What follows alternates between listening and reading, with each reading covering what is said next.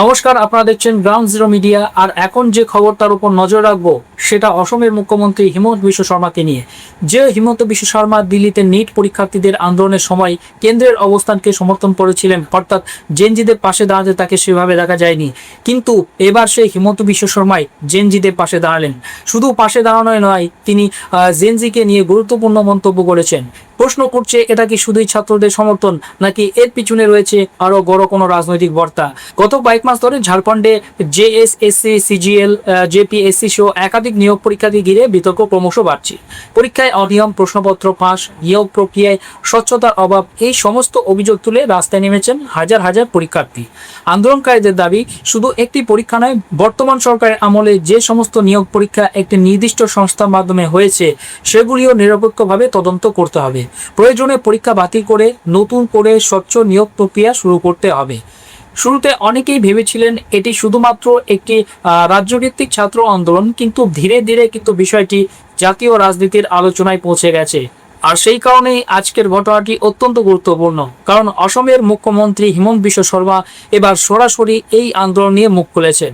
নিজের সামাজিক মাধ্যমে তিনি লিখেছেন, ঝাড়খণ্ড বিধানসভা নির্বাচনের সময় তিনি খুব কাছ থেকে জেএসএসসি, সিজিএল পরীক্ষার্থীদের ক্ষোভ, উদ্বেগ এবং হতাশা দেখেছেন। সেই অভিজ্ঞতার ভিত্তিতেই তিনি আজ আন্দোলনরত ছাত্রছাত্রীদের প্রতি নৈতিক সমর্থন জানাচ্ছেন। তার বক্তব্য, যারা নিজেদের ভবিষ্যৎ ও ন্যায় বিচারের দাবিতে আন্দোলন করছেন তাদের অনুভূতি তিনি সম্পূর্ণভাবে উপলব্ধি করতে পারে। কিন্তু এখানেই শেষ নয়। হিমন্ত বিশ্ব শর্মা আরও বলেন যে যদি জেএমএম এবং কংগ্রেস ও আরজেডি সরকার সময় মতো সংবেদনশীলতা এবং স্বচ্ছতার সঙ্গে অভিযোগগুলির সমাধান করত, তাহলে পরিস্থিতি এতটা জটিল হতো না। তার দাবি, অভিযোগগুলোকে গুরুত্ব না দেওয়ার ফলেই আজ লক্ষ লক্ষ যুবকের ভবিষ্যৎ অনিশ্চয়তার মুখে দাঁড়িয়ে রয়েছে। আর সেই কারণে তিনি প্রকাশ্যে ঝাড়খণ্ডের ছাত্র ও যুবকদের ন্যায়সঙ্গত আন্দোলনের প্রতি নৈতিক সমর্থন জানিয়েছেন এবং রাজ্য সরকারের কাছে দ্রুত পদক্ষেপ নেওয়ার আবেদন জানিয়েছেন। এবার এখানেই শুরু হচ্ছে আসল রাজনৈতিক বিতর্ক, কারণ প্রশ্ন উঠছে, একে হিমন্ত বিশ্ব শর্মা যখন দিল্লিতে ছাত্রদের আন্দোলন হয়েছিল নিট পরীক্ষার্থী কেন্দ্র করে, দেশ জুড়ে যখন ছাত্রদের বিক্ষোভ হয়েছিল, তখন সেই আন্দোলনের প্রতি একই ধরনের সমর্থন কিন্তু তিনি দেখাননি। বরং সেই সময় বিজেপির পক্ষ থেকেই বারবার বলা হয়েছিল তদন্ত চলছে এবং সরকার প্রয়োজনীয় ব্যবস্থা নিচ্ছে। তাহলে এখন ঝাড়খণ্ডের ঘটনায় অবস্থান এতটা আলাদা কেন? বিরোধীরা ইতিমধ্যেই কিন্তু এই প্রশ্ন তুলতে শুরু করেছে। অন্যদিকে বিজেপির যুক্তি সম্পূর্ণ ভিন্ন। তাদের বক্তব্য, দুটি ঘটনার প্রেক্ষাপট আলাদা। ঝাড়খণ্ডে দীর্ঘদিন ধরে নিয়োগ প্রক্রিয়া নিয়ে যে অভিযোগ জমে উঠেছে সেটি একটি পৃথক প্রশাসনিক ও রাজনৈতিক বিষয়। তাই এই ঘটনায় মুখ্যমন্ত্রীর বক্তব্যকে নিট বিতর্কের সঙ্গে মিলিয়ে দেখা উচিত নয়। তবে এখানেই আরও একটি বিষয় গুরুত্বপূর্ণ রয়েছে। হিমন্ত বিশ্ব শর্মার এই মন্তব্য শুধুমাত্র ছাত্রদের প্রতি সমর্থন নয়, রাজনৈতিক দিক থেকেও একটি স্পষ্ট বার্তা। কারণ তিনি সরাসরি জেএমএম, কংগ্রেস এবং আরজেডি জোটের সরকারের প্রশাসনিক ভূমিকা নিয়ে প্রশ্ন তুলেছেন।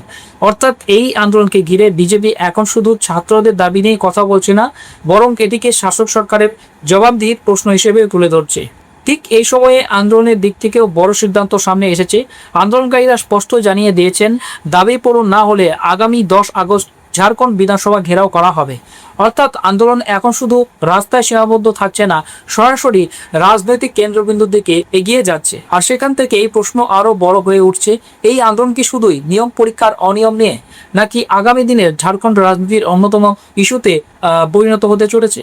আর সরকার কি আন্দোলনকারীদের সঙ্গে আলোচনার পথে হাঁটবে, নাকি সংঘাত আরও বাড়বে? কারণ ইতিমধ্যে জেপিএসসির প্রাক্তন চেয়ারম্যানকে একাধিক দফায় জিজ্ঞাসাবাদ করেছে সিআইডি। এবার আসি সেই তদন্তের প্রসঙ্গে, যেটা এই পুরো আন্দোলনকে আরও বড় রাজনৈতিক মোড় দিয়েছে। কারণ শুধু ছাত্রদের অভিযোগই নয়, এবার তদন্তকারী সংস্থার পদক্ষেপও এই বিতর্ককে নতুন মাত্রা দিয়েছে।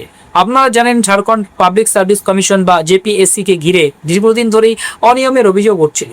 কিন্তু পরিস্থিতি আরও উত্তপ্ত হয়ে ওঠে যখন প্রাক্তন জেপিএসসির চেয়ারম্যানকে একের পর এক জিজ্ঞাসাবাদ শুরু করে সিআইডি। প্রথমে 28 জুলাই প্রায় 8 ঘন্টা ধরে, তারপর 29 জুলাই আবার দীর্ঘ জিজ্ঞাসাবাদ হয়, এরপর 31 জুলাই এবং সর্বশেষ আবার প্রায় 7 ঘন্টা ধরে তাকে প্রশ্ন করেন তদন্তকারীরা। অর্থাৎ এটি ছিল চতুর্থ দফার জিজ্ঞাসাবাদ। কিন্তু রাজনৈতিকভাবে বিষয়টি অন্য মাত্রা পেয়েছে, কারণ বিরোধীরা বলছে এতদিন ধরে ছাত্ররা যে অনিয়মের অভিযোগ তুলে আসছিল সেই অভিযোগগুলিকে আর হালকাভাবে দেখার সুযোগ নেই। অন্যদিকে রাজ্য সরকার বলছে তদন্ত হচ্ছে বলেই তো সত্য সামনে আসবে, অর্থাৎ তদন্তকেই সরকার নিজেদের স্বচ্ছতার প্রমাণ হিসেবে তুলে ধরার চেষ্টা করছে। এর মধ্যেই আর একটি ঘটনা রাজনৈতিক বিতর্ককে বাড়িয়ে দেয়। সিআইডি তল্লাশি চালানোর ঠিক একদিন আগে প্রাক্তন জেপিএসসি চেয়ারম্যান তিনি পদ থেকে পদত্যাগ করেন। এরপর তার সরকারি বাসভবন সহ একাধিক জায়গায় তদন্তকারীরা তল্লাশি চালান। এই ঘটনাকে কেন্দ্র করে বিরোধীরা প্রশ্ন তুলছে, পদত্যাগ ও তদন্তের এই সময়কাল কি শুধুই কাকতালীয়, নাকি এর পিছনে অন্য কোনো কারণ রয়েছে? যদিও সরকার বা তদন্তকারী সংস্থার পক্ষ থেকে এই ধরনের কোনো দাবি করা হয়নি, ফলে এই প্রশ্নগুলির চূড়ান্ত উত্তর এখনো তদন্তের উপরেই নির্ভর করছে। এদিকে রাস্তায় আন্দোলনরত ছাত্রছাত্রীরা আরো কঠোর অবস্থান নিয়েছেন। আন্দোলনের অন্যতম মুখ রাধে কুমার স্পষ্ট জানিয়ে দিয়েছেন, যদি সরকার তাদের দাবি মেনে না নেয় তাহলে আগামী 10 আগস্ট বিধানসভা ঘেরাও করা হবে। শুধু তাই নয়, আন্দোলনকারীদের দাবি এখন আরো বিস্তৃত হয়েছে। তাদের বক্তব্য শুধু জেপিএসসি বা জেএসএসসি সিজিএল নয়, বর্তমান সরকারের আমলে টিএসআর ডেটা প্রসেসিং প্রাইভেট লিমিটেডের মাধ্যমে যেসব নিয়োগ পরীক্ষা হয়েছে সেগুলিও বাতিল করতে হবে। পাশাপাশি তারা সিবিআই এবং ইডি তদন্তেরও কিন্তু দাবি তুলেছেন। সেই সঙ্গে নিয়ম ব্যবস্থার কাঠামোগত সংস্কারের কথাও বলেছেন। অর্থাৎ আন্দোলন এখন আর শুধুমাত্র একটি পরীক্ষার ফলাফল নিয়ে সীমাবদ্ধ নেই, এটি ধীরে ধীরে গোটা নিয়োগ ব্যবস্থার বিশ্বাসযোগ্যতা নিয়ে প্রশ্ন তুলে দিয়েছে।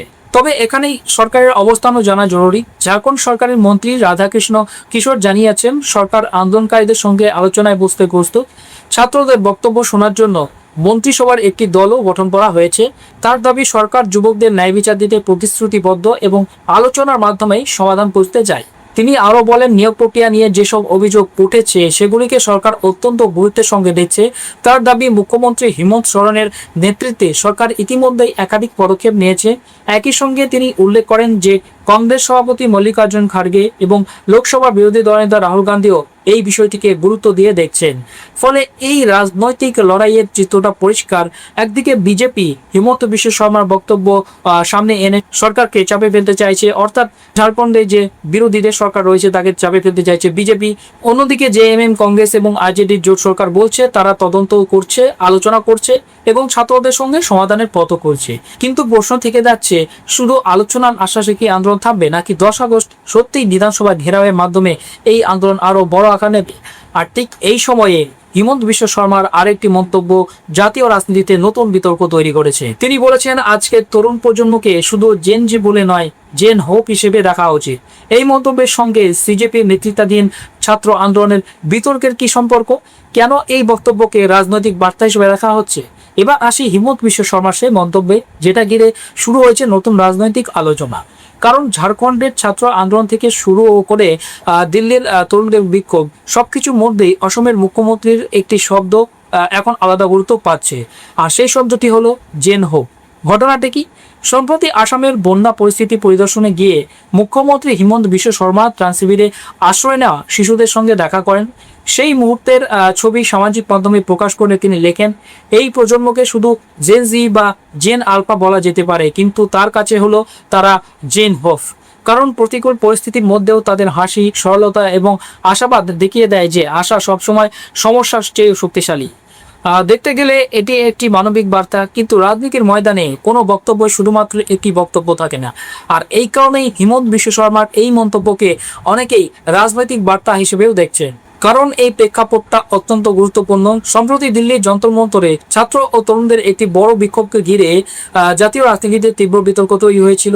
সেই আন্দোলনে সরকারের বিরুদ্ধে বিভিন্ন অভিযোগ তুলে সরব হয়েছিল প্রতিবাদীরা। রাজনৈতিক মহলের একাংশ সেই আন্দোলনে অংশ নেওয়া তরুণদের জেন জি আন্দোলন হিসেবেও আখ্যা দেয়। কিন্তু ঠিক সেই সময়ে হিমন্ত বিশ্ব শর্মা জেন হোপ মন্তব্যকে অনেকেই দেখছেন তরুণ প্রজন্মকে একটি ভিন্ন পরিচয় দেওয়ার প্রচেষ্টা হিসেবে।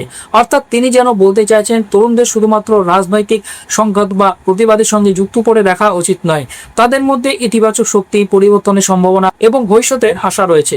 তবে বিরোধীদের প্রশ্ন, যদি তরুণদের ভবিষ্যৎ এবং তাদের সমস্যায় এতটা গুরুত্বপূর্ণ হয়, তাহলে চাকরির দাবিতে আন্দোলনরত পরীক্ষার্থীদের প্রশ্নগুলির সমাধান কত দ্রুত হচ্ছে? কারণ ঝাড়খণ্ডে জেএসএসসি, সিজিএল থেকে শুরু করে বিভিন্ন নিয়োগ পরীক্ষা নিয়ে যে ক্ষোভ তৈরি হয়েছে তার মূলে রয়েছে যুবকদের ভবিষ্যতের চিন্তা।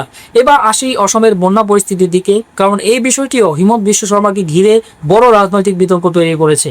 এই বছর অসমে ভয়াবহ বন্যায় বহু মানুষ ক্ষতিগ্রস্ত হয়েছে। সরকারি হিসাব অনুযায়ী বহু মানুষ ঘরবাড়ি হারিয়েছেন এবং প্রাণহানিও হয়েছে। মুখ্যমন্ত্রী নিজে একাধিক বন্যা কবলিত এলাকা পরিদর্শন করেছেন, ত্রাণ শিবিরে গিয়ে মানুষের সঙ্গে কথা বলেছেন এবং প্রশাসনিক ব্যবস্থার খোঁজ নিয়েছেন। কিন্তু এর মধ্যেই বিরোধীরা অভিযোগ তোলে অসমের কিছু অঞ্চলে অবৈধ খননের কারণে পরিস্থিতি আরও খারাপ হয়েছে। বিশেষ করে অবৈধ কয়লা, বালি এবং পাথর খননের অভিযোগ তুলে কংগ্রেস বিজেপি সরকারকে আক্রমণ করেছে। এই অভিযোগের জবাব দিতে গিয়ে হেমন্ত বিশ্ব শর্মা বলেন, আসামের উঁচু এলাকাগুলিতে প্রতি বছর বর্ষার সময় বন্যা হয়। তার দাবি, এই বন্যার প্রধান কারণ পাহাড়ি অঞ্চল থেকে আসা জল, বিশেষ করে নাগাল্যান্ডের পাহাড়ি এলাকার জলপ্রবাহ। তিনি বলেন, নাগাল্যান্ডের এলাকায় খনন সংক্রান্ত বিষয় অসম সরকারের সরাসরি নিয়ন্ত্রণের মধ্যে পড়ে না। মুখ্যমন্ত্রী আরও দাবি করেন, অসমের মধ্যে অবৈধ খননের কারণে এই বন্যা হয়েছে, এই অভিযোগ সঠিক নয়। বিরোধীরা বলছে সরকার নিজের ব্যর্থতা ঢাকতে অন্য রাজ্যের দিকে আঙুল তুলছে। অন্যদিকে হেমন্ত বিশ্ব শর্মার বক্তব্য, প্রতি বছরের প্রাকৃতিক পরিস্থিতিকে রাজনৈতিক অভিযোগের মাধ্যমে ব্যাখ্যা করা ঠিক নয়। তবে এই পুরো ঘটনায় একটা বিষয় স্পষ্ট, হিমন্ত বিশ্ব শর্মা একই সময়ে একাধিক রাজনৈতিক বার্তা দিচ্ছেন। একদিকে তিনি ঝাড়খণ্ডের ছাত্র আন্দোলনে নৈতিক সমর্থন জানিয়ে বিরোধী শাসিত রাজ্য সরকারের বিরুদ্ধে প্রশ্ন তুলছেন, অন্যদিকে নিজের রাজ্যে বন্যা পরিস্থিতি সামলে প্রশাসনিক দায়িত্বের ছবি তুলে ধরছেন। আবার তরুণ প্রজন্মকে জেন হোপ বলে একটি ইতিবাচক রাজনৈতিক বার্তাও দেওয়ার চেষ্টা করছেন।